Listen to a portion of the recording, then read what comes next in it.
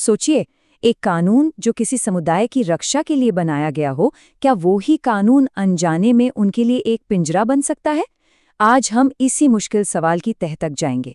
चलिए, सुरक्षा और व्यक्तिगत आज़ादी के बीच के इस बेहद नाजुक संतुलन को समझते हैं। तो सवाल यही है, और ये सिर्फ एक कानूनी सवाल नहीं है, बल्कि ये इस बात की जड़ में है कि हमारा समाज और हमारा कानून पहचान को देखता कैसे है। देखिए, एक तरफ तो गहरे तक बैठे भेदभाव के खिलाफ मजबूत सुरक्षा की जरूरत है, इसमें कोई शक नहीं।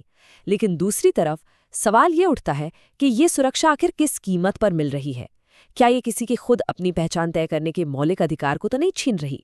तो इस पूरे जटिल मुद्दे को परत दर परत समझने के लिए ये रहा हमारा आज का रोड मैप। सबसे पहले हम देखेंगे कि आखिर ये केंद्रीय बहस है क्या। फिर हम भारत में ट्रांसजेंडर अधिकारों की नींव यानी उस ऐतिहासिक एनएलएसए जजमेंट पर वापस जाएंगे। इसके बाद हम सिक्के के दोनों पहलू देखेंगे, एक जो कहता है कि ये एक सुरक्षात्मक उपाय है और दूसरा जो इसे एक हस्तक्षेप मानता है। और आखिर में हम समझेंगे कि ये बहस भारत में सामाजिक न्याय के भविष्य के लिए इतनी ज्यादा जरूरी क्यों है। जरा एक पेंडुलम की कल्पना कीजिए।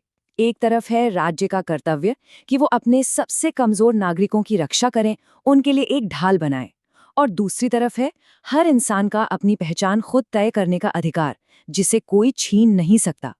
भारत में ट्रांसजेंडर अधिकारों पर जो बहस चल रही है, वो इसी पेंडुलम के सबसे तनाव भरे पॉइंट पर खड़ी है।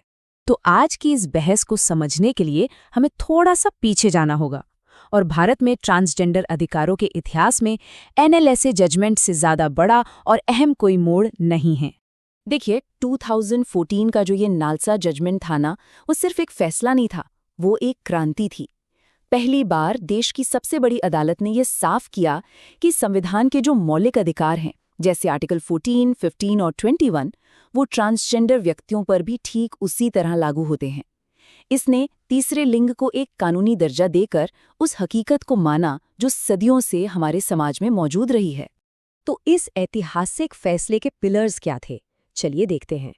और इसमें सबसे क्रांतिकारी चीज थी स्व पहचान का अधिकार। इसका मतलब यह है कि किसी को भी अपनी जेंडर आइडेंटिटी साबित करने के लिए किसी डॉक्टर या साइकोलॉजिस्ट के सर्टिफिकेट की जरूरत नहीं है। ये आपका अपना निजी अधिकार है। साथ ही इस फैसले ने आधिकारिक तौर पर तीसरे लिंग को भी मान्यता दी और सरकार को ये निर्देश दिया कि वो सामाजिक कल्याण योजनाएं बनाएं और भेदभाव के खिलाफ कड़े कदम उठाएं। अच्छा, तो नालसा जजमेंट एक बहुत बड़ा वादा था, लेकिन सवाल ये है कि एक वादे को हकीकत में कैसे बदला जाए। यहीं पर बहस का पहला पक्ष सामने आता है। वो लोग जो कहते हैं कि इसके लिए कानून के जरिए राज्य का हस्तक्षेप जरूरी है। जो लोग एक मजबूत कानून के पक्ष में हैं, वो कहते हैं कि इसके बिना नालसा जजमेंट तो बस कागज पर रह जाएगा। उनका तर्क है कि एक कानून भेदभाव से लड़ने के लिए एक साफ सुथरा ढांचा देता है। यह शिक्षा और रोजगार में आरक्षण जैसे सकारात्मक कदम तय करता है। ये बिना किसी भेदभाव के हेल्थ केयर तक पहुंच पक्की करता है। और सबसे बड़ी बात, ये समाज को एक मजबूत संदेश देता है कि ट्रांसजेंडर व्यक्तियों के खिलाफ हिंसा और कलंक को बर्दाश्त नहीं किया जाएगा। लेकिन जैसा कि होता है, हर एक्शन का एक रिएक्शन होता है, और जहां कुछ लोग इस कानून को एक ढाल की तरह देखते हैं, वहीं दूसरों को ये एक पिंजरे जैसा लगता है। तो चलिए अब सिक्के का दूसरा पहलू भी देख लेते हैं। वो तर्क जो कहता है कि राज्य का हस्तक्षेप व्यक्तिगत आज़ादी में दखलंदाजी भी हो सकता है। आलोचकों को इस बात का डर है कि जब सरकार ट्रांसजेंडर को परिभाषित करने की कोशिश करती है, तो वो एक ऐसी सख्त परिभाषा बना सकती है जो कई लोगों को अपने दायरे से बाहर कर दें।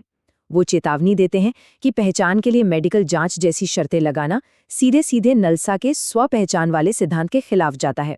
इससे एक और खतरा है कि जेंडर आइडेंटिटी को एक बीमारी की तरह देखा जाने लगेगा, जिसे डायग्नोज करने की जरूरत है, बजाय ये मानने के कि ये किसी व्यक्ति की पहचान का एक स्वाभाविक हिस्सा है।